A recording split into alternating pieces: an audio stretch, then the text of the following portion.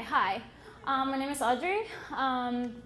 So when I found out that the theme for this Grand Slam was going to be Rise Above, I freaked out a little because I wasn't quite sure how I was going to fit my entire life story in a under 5 minute, right?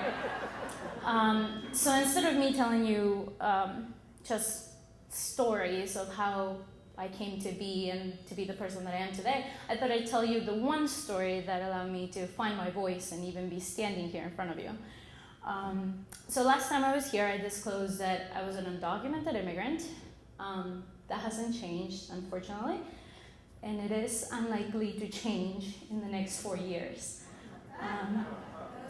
So I tell you that because that has shaped my entire existence since coming to America at the age of 12. Quite quickly, I had to learn that in order to survive, I had to fit in. That in order to survive, I needed to not tell anybody about my status, doing the opposite of what I'm doing today. In order to survive, I had to learn to hide in plain sight. I had to not question, remain silent in the face of racist remarks, unfair treatment, and things like that. And I did that since age of 12. So that actually kind of stopped senior year of college, my last semester. I went to Millersville, and my last semester of college, I found myself, however cliche that might sound, I was faced with graduation. It was a month away from graduation, and I had worked my butt off to go to college, even though everybody said that I couldn't because of my legal status. My parents, both immigrants, helped me pay out of pocket for college. And there I was, faced with graduation a month away, and the reality that my status would preclude me from finding a job, period. So these are the circumstances that I was living when I walked into my third college party.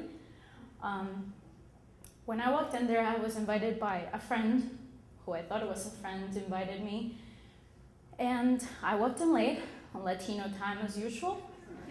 And it was an election year, 2012.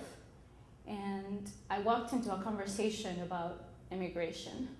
And I heard one of the many things that I kept hearing most of my life. Illegals only take.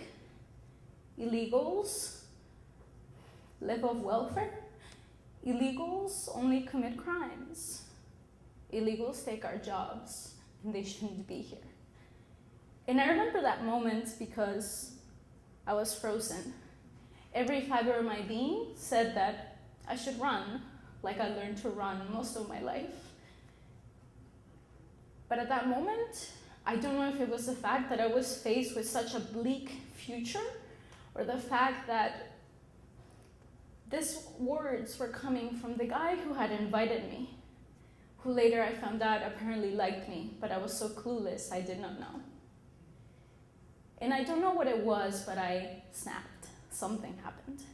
And I started walking up to him, and I tapped him on the shoulder, and I said, "I'm leaving." And he came after me. He didn't understand why. He said, "You just got here." And I said, "You don't want me here, so I'm leaving." He clearly didn't understand, so I clarified. I said, "You said illegals shouldn't be here." "Well, I am one." Surprise. And at that moment, I said everything I had wanted to say to all those people, whoever said those words to me. And I said, "It's been 10 years since my parents and I have been here. Not once have we been arrested or detained. We don't live on welfare because we're simply not eligible. And as far as your jobs, because you said we take your jobs, my parents left entire careers. They were professionals back home.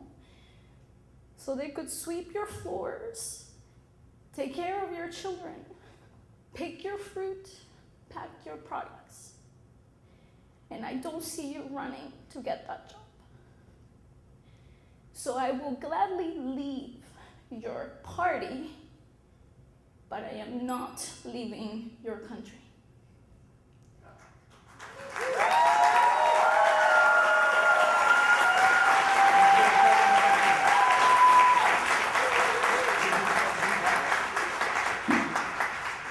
And that's how I rose above, because I could have screamed, I could have shouted, I could have cursed, I could have punched, but I didn't.